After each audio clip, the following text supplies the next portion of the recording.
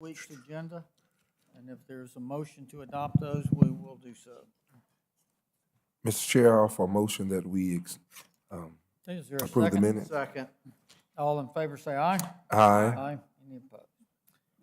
Item number one, minutes are adopted. Item number one from old business, additional agency funding for calendar year 23, TES. Mr. Wilson, where are we on that? Yes, sir, Mr. Chairman, I want to thank you and the committee for allowing us to continue this discussion. And today, you asked for Dr. Thompson Jackson to come back to present to us. You had one or two questions that you wanted to ask from her. She has submitted all of the necessary documentation and the paperwork, and we're asking that the extra $25,000 for the homeless program that she's doing will be coming out of contingency. But she's here today to speak to us. Jackson?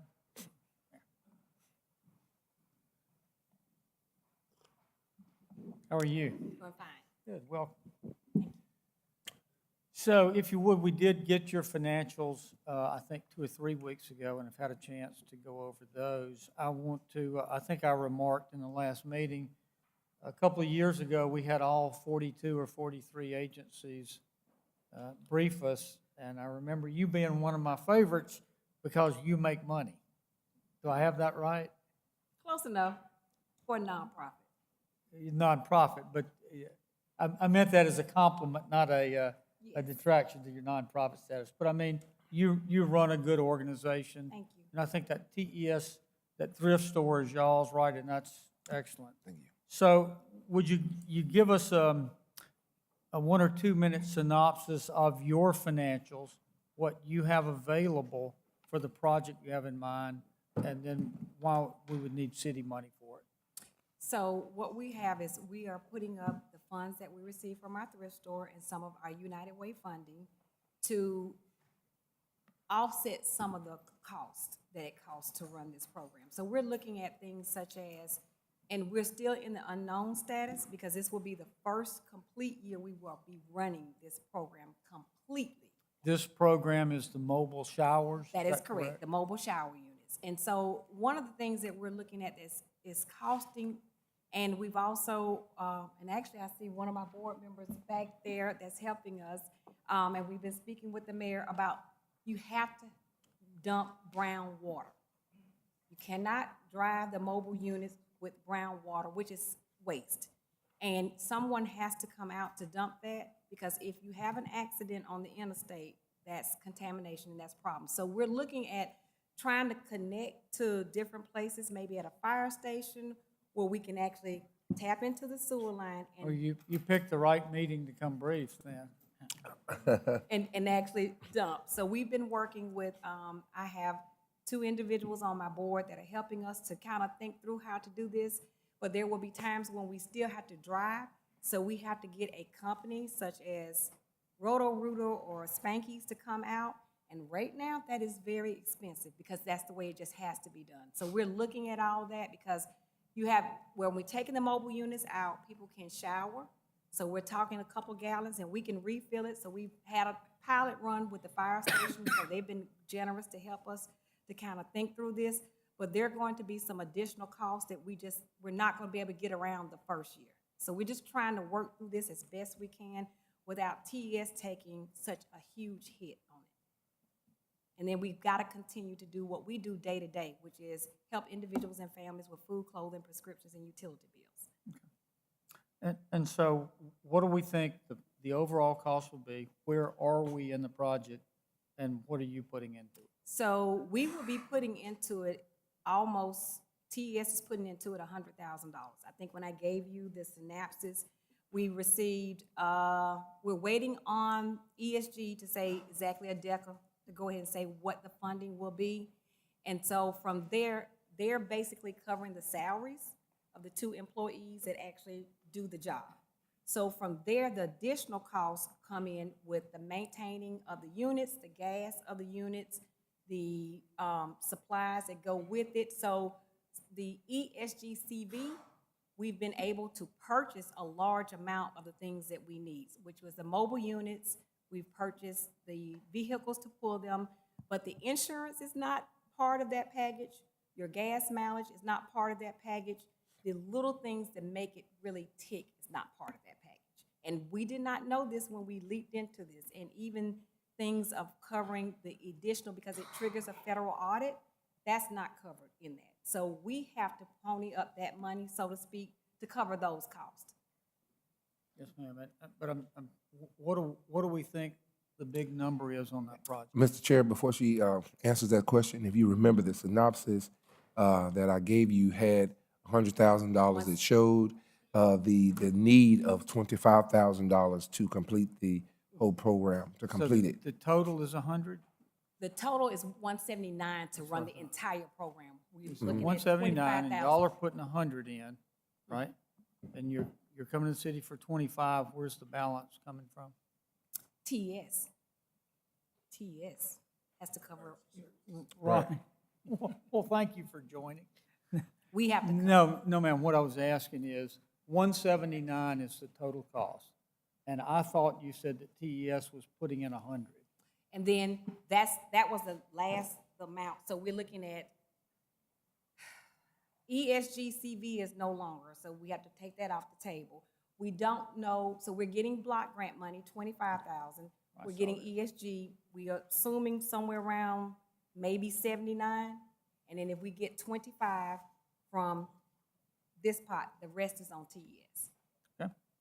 Does that make Mr. sense Wilson, now? Any questions you'd like to ask? No, sir.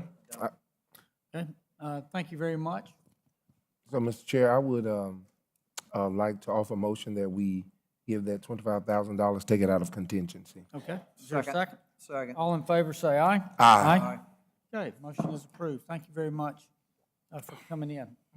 And then I think. Yes, sir. On additional number 2, our petitioner has had strict orders to come, to stay in due to an illness, Mr. Chair, so I would like to table this for 1 week.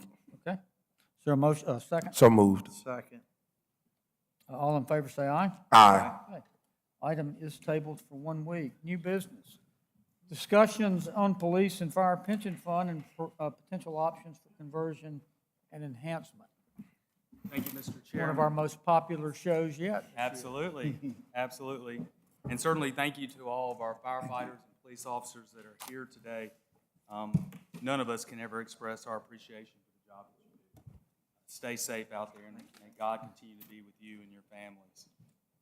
Mr. Chairman, providing our police officers and firefighters a retirement that reflects their service, their sacrifice, and the sacrifice of their families is the top priority of our administration.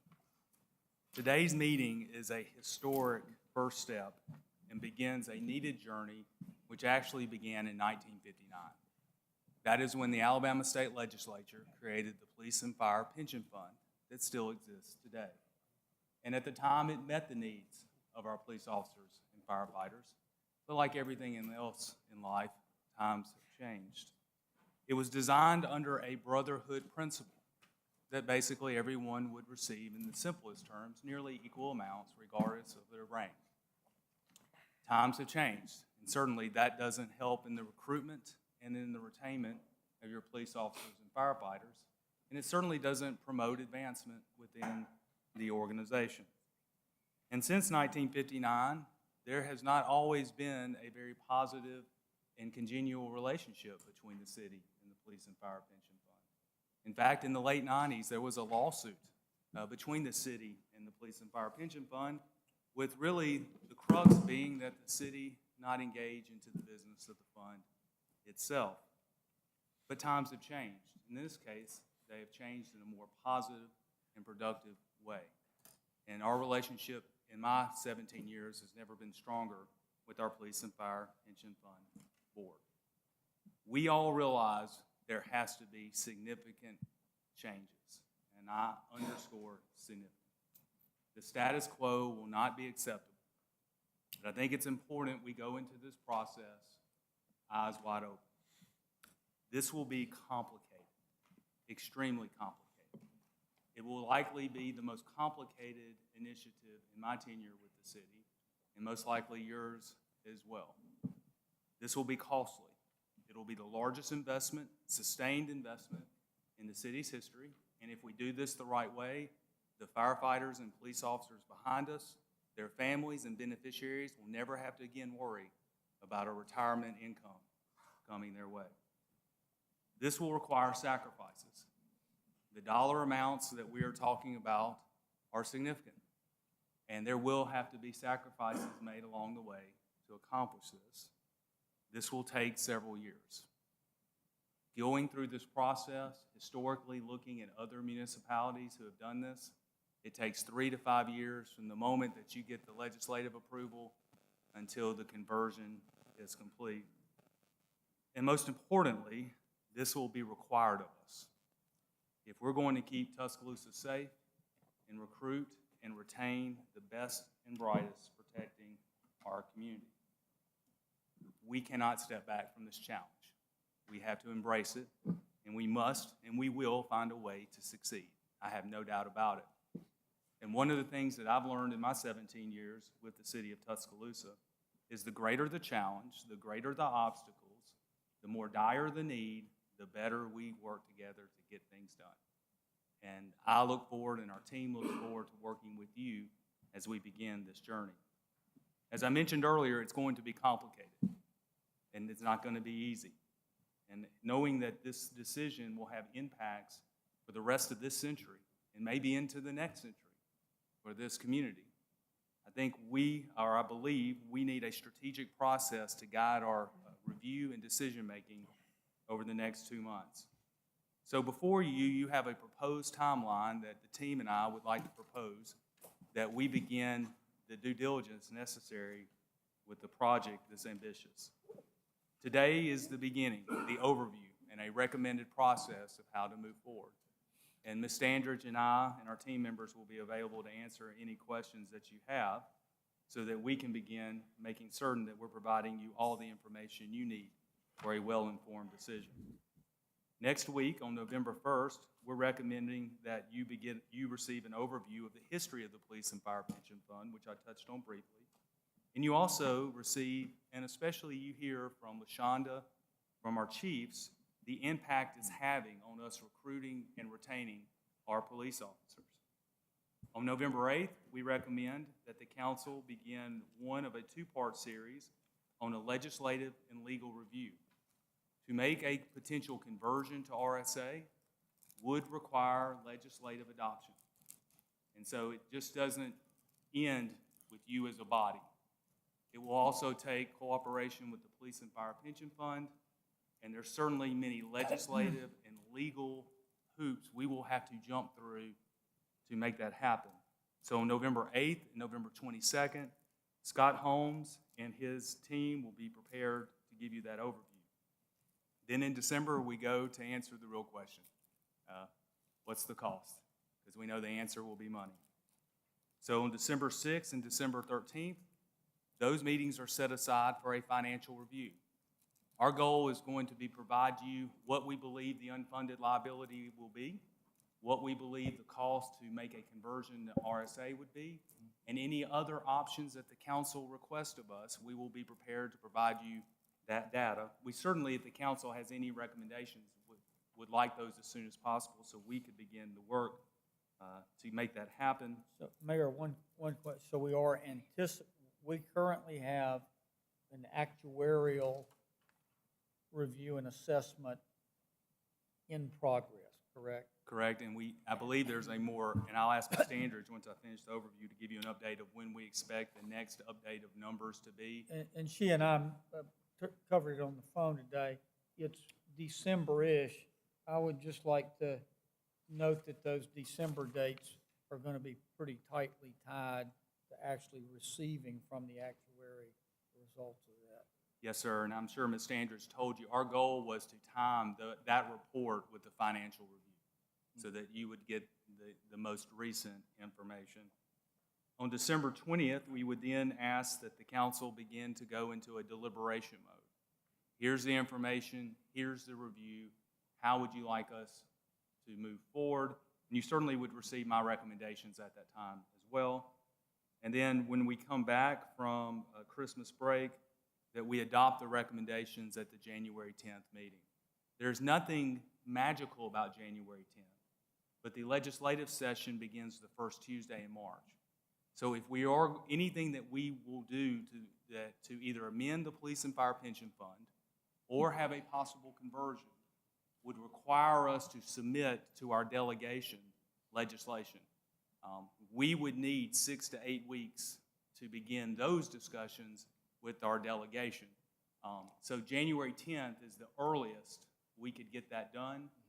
There's nothing magical about it, but we believe that would give us the needed time to be able to make it happen. If the council is, or the finance committee is good with this schedule, our team members will begin proceeding. At this point, myself and Ms. Standridge will be happy to answer any questions. Ms. Standridge is going to provide you a copy of the task force, the Police and Fire Pension Fund Task Force report that was issued last year. It's actually for a report, and Ms. Standridge, if you want to go ahead and pass that out. For a, oh, you already have a copy. Fantastic. If for a report on a pension fund, it's actually a pretty easy read. And I would encourage you to dive into it because it did a really good job of providing an overview, giving you a sense of the challenges and opportunities that we face with this. At this point, I would be happy to answer any questions that you have. I know that we have many members of our amazing fire department and police department here today. I hope all of you will stay engaged. You keep our community safe. This is important to all of us. And I think there's a great will on this city council to do something significant, do something that's sustainable, and do something that makes us best in class when it comes to recruiting and retaining firefighters and police officers. I'll be happy to answer any questions. Also, Chief Blankley and Chief Smith, I believe, are here as well. Any questions from the Finance Committee? Mayor, I don't have a question. I just want to clarify something. I'm not on this committee. I don't have a vote. And I want people to understand that there'll come a day when we vote on this, and I'm going to trust the clerk to let me know if I can vote. So I'm saying there's some ethics issues. I may not be able to vote. And please don't think that I'm not for it if I don't vote. So, and if someone says, well, he didn't even vote for it. Well, if that happens, it's because I can't, because of the law. I just want that understood, because I'm part of that pension. Thank you. Thank you, Mr. Smith. Any other questions or comments? Good schedule. It will be at the, I'm assuming, and first of all, thank y'all for being here. Yes. Truly. It is rare that I'm happy to see large crowds show up in this chamber. But I say thank you because if you'll stick with this, you'll get the facts. And I say that because there's so many rumors flying out there, both about the past of this plan, the present, the future, and the cost. And this is as close as it gets to the horse's mouth in terms of what we're dealing with. I don't want to speak presumptuously for the other members, but I don't think this is a far stretch. I don't think the hard part is going to be that we want this to happen. The hard part, of course, is going to be where's it coming from and what's not going to happen. That's always the hard part. And so that what I was going to ask is it during that December 6th and 13th review that we'll start getting the preview of the thoughts on where would we get that kind of money? I think the first meeting, the first meeting of December being December 6th would be, our goal would be to provide you an overview of what we estimate that cost to be of conversion. As you know better than most, is that cost of conversion number, we will never know for certain until a couple of months before we actually if we go to RSA or when we go to RSA, we will not know that number until then. So it's right, but we will have the closest estimate that is capable of being produced by the actuaries in the plan. That's correct. And on the 20th, I think our goal would be to give you, or excuse me, the 13th would be to give you an idea of different revenue items that could be pulled from as we begin the run-up until whatever that date is. Today, and this is my opinion, it's certainly not something that the council has authorized, nor am I settled in the opinion, but I do believe that shooting for a fiscal 26 or fiscal 27, which would put you in that 3 to 5 year window, should be kind of the target area for our movements if we decide to make a conversion into RSA. That gives us that 3-year clearance if we do decide to do it, and we do. I know there's a lot of boxes you got to check. That gives us the time to clear litigation issues, to deal with to address the revenue issues, to potentially begin creating that savings fund that we've already begun with the police, the public safety fund, to begin building that up as a cushion into transition. So 26 or 27 would likely be that target date that our revenue concepts would be based on. And just to update council, because this was a question that came up, the Kavanaugh McDonald new valuation that we have gotten approval from the Finance Committee and Council to go ahead and move forward with, that is currently in process. I have given Kavanaugh McDonald a required date by the middle of December.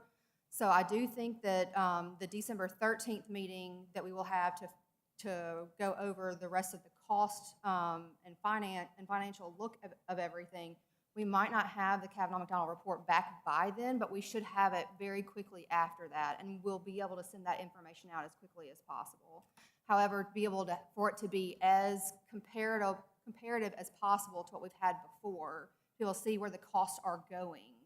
We need to have it pretty much delivered at the same time with the same exact type of information inputs as previously. So that is why the middle of December. I think the other thing too, there's 2 points that I think are important. One, I would suspect that the actuary report that we get back for this year is not going to be very good. But I don't think there's a pension fund in America that's going to be looking very good after the past year. We will need to take, again, this is one of those things, as you and I talked about, Mr. Buzzley, we will have to look at over time to come up with that average and target.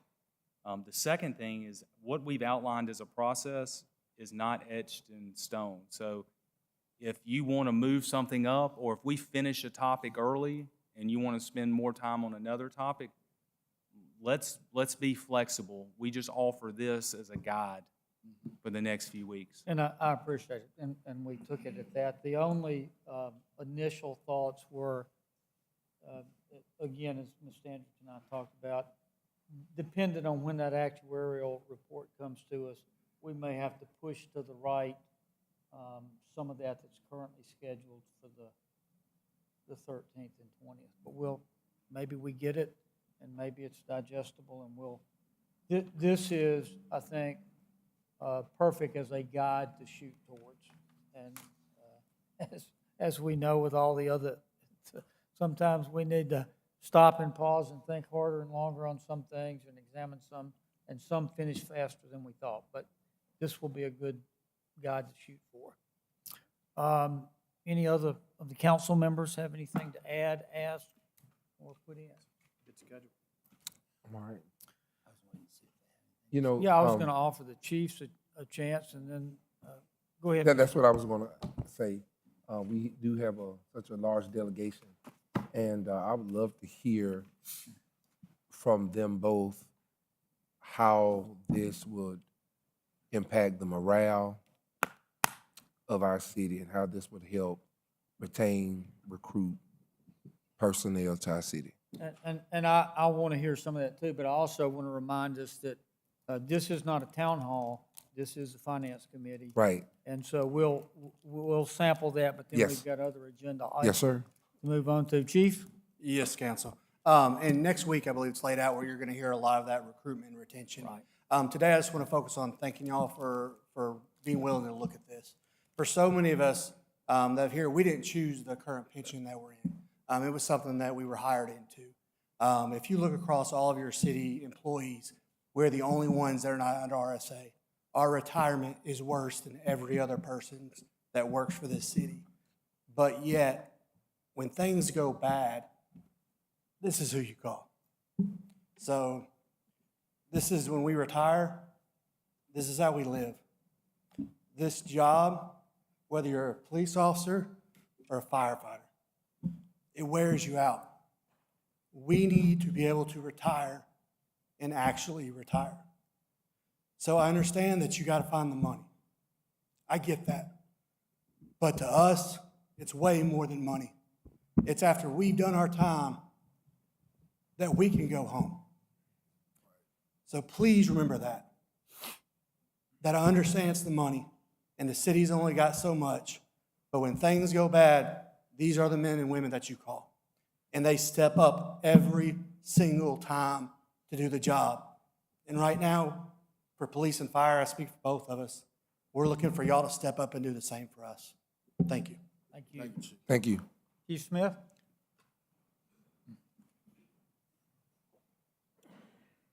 Good afternoon, council. Good And afternoon. again, I want to echo what Chief Blankney said. This means a tremendous amount to these men and women behind me. You know, they put their lives on the line every day. No matter what the problem is, you turn around, you're going to see one or the other or both on the scene of any type of emergency or any type of problem that there is in the city. You know, they're willing to sacrifice. They're willing to make that ultimate sacrifice. They're willing to pay the price.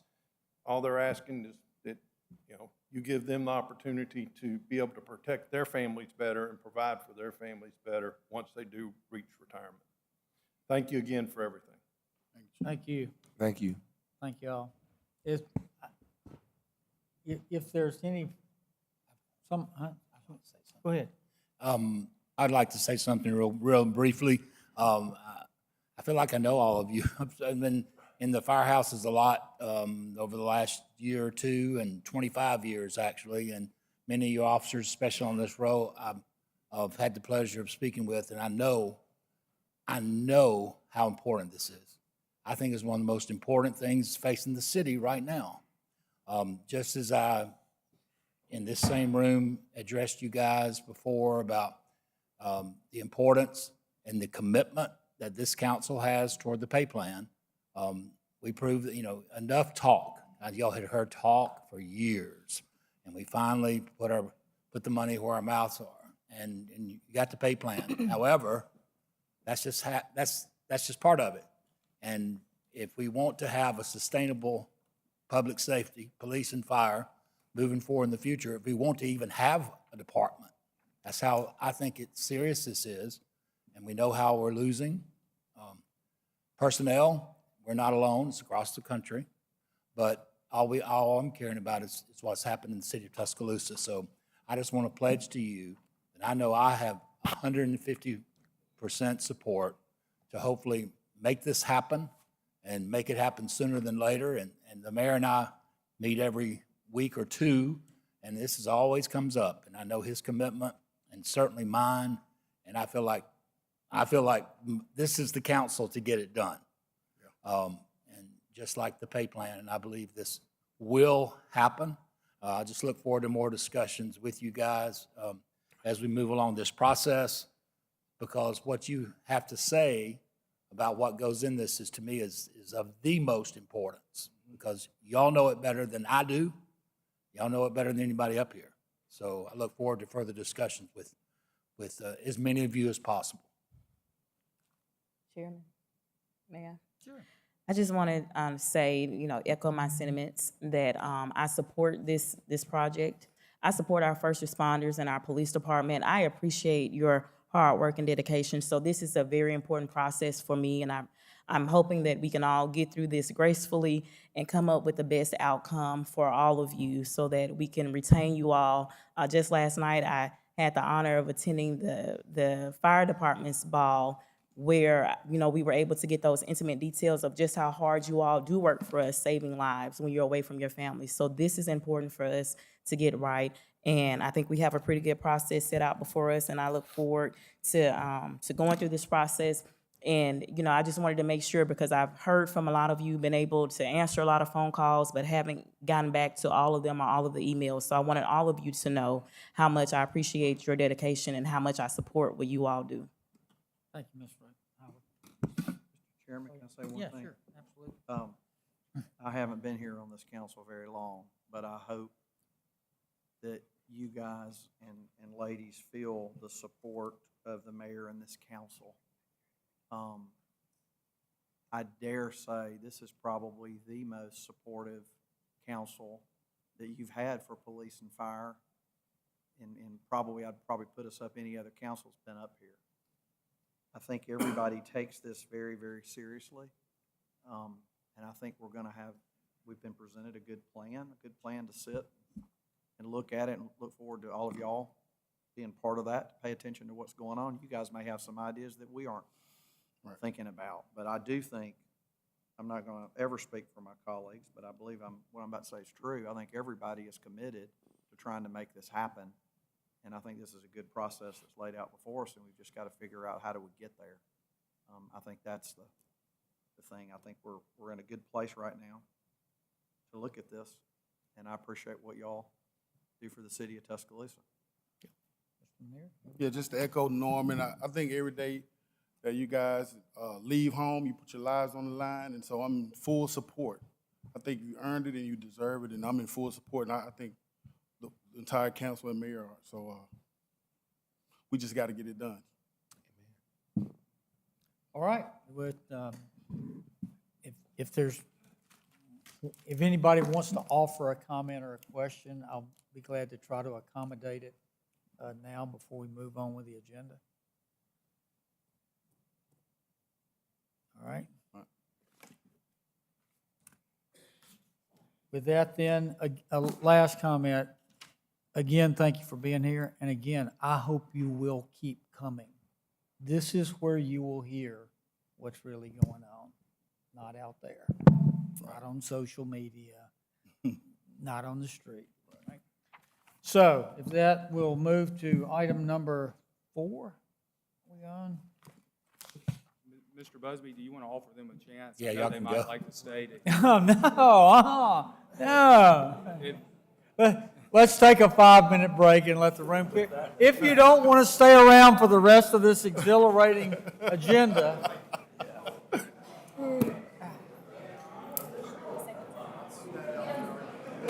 Busby, hey, we need a motion and a second to go for a break. We need a motion and a second for a recess. Is there a motion for a break? Motion. Second. All in favor, say aye. Aye.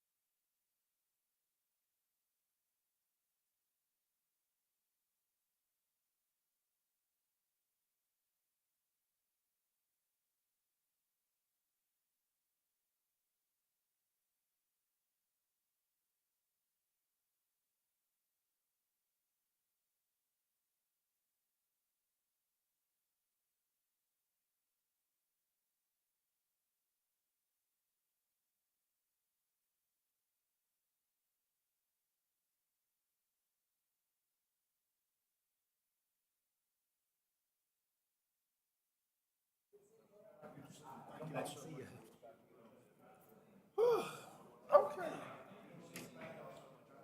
See, if we could create, we need the pay plan, those are people we need RSA. That's a thing. Is Tom, is Ms. Standridge out there? We're probably gonna need her for this. All right, let's call the Finance Committee back into session after our see. break. Gentlemen, I believe in terms of new business, we are on number 4, General Fund Reserve for Future Improvements Fund, FY '23 Budget Revision number 2. Ms. Standridge? Hey, council, before we start, can we get a motion a second to reconvene? A motion to what? To reconvene or Mr. recess? Second. All in favor, say aye. Aye. We stand reconvened. So item number 4 is the budget revision requested by committee last week to be able to move the $500,000 that was sitting in contingency, or that is sitting in contingency for the general fund RFFI into a neighborhood drainage project line item. Okay, any questions? So moved. Second. All in favor, say aye. Aye. Money is moved. And Mr. Crow, I think next week on projects, I think the city engineer has got kind of a preview of what projects are sort of queuing up for that. That's good. So I asked him to show that at project. Yes, sir. Perfect. Item number 5, authorization for the mayor to execute an agency funding agreement with Para for Sokol Park North and South lighting renovations. Councilor Crowe. Yeah, Mr. Chairman, I forget the dates kind of run together, but probably a month or so, we were in budget deliberations, and the county, our friends at Tuscaloosa County Commission were going to pay for all the lights at Sokol Park, and that has been a major issue in the community of not having those lights. And I received a call from Commissioner Acker telling me that it had gone $300,000 over budget, and asked would we consider splitting that overage with them. And I did speak to Walt because I wanted to ask what we've allocated some money. I believe Carly will have to confirm this, so much for Sokol Park, and I believe it was $2 million that we were, or $2 million, Carly, that we were passing in the budget. That's correct, in the Elevate budget. Yes, ma'am. So I would like to ask the committee to move $150,000 of that money that has been set aside in the budget to help cover that shortfall on the lights at Sokol Park. And we wouldn't need to move any money, we would just apply this contract to that $2 million line item. Should I still make a motion to do that, though, right? A motion to move $150,000? Well, I think if all you need to do if is we just make a pass the- motion, to award this funding agreement. That funding agreement will just come out of that $2 million. That's fine. So I will make a motion to award that Second. funding agreement for $150,000. Okay, any other comments or questions from any of the council members, staff? Okay, there's a motion and a second. All in favor, say aye. Aye. Okay, motion is approved. Item number 6, authorization to disperse from District 1 Improvement Funds. Yes, sir. On the 27th, Martin Luther King Jr. Elementary School is having their fall festival, their carnival, and I received an email from one of the workers that are working there, and I wanted to contribute to that effort of a sum of $300 and to their project. And I ask that you all authorize that for me today. All right? Second. All in favor, say aye. Aye. Motion is approved. Item number 7, authorization to disperse from the District 2 Improvements Funds. Counselor Howard.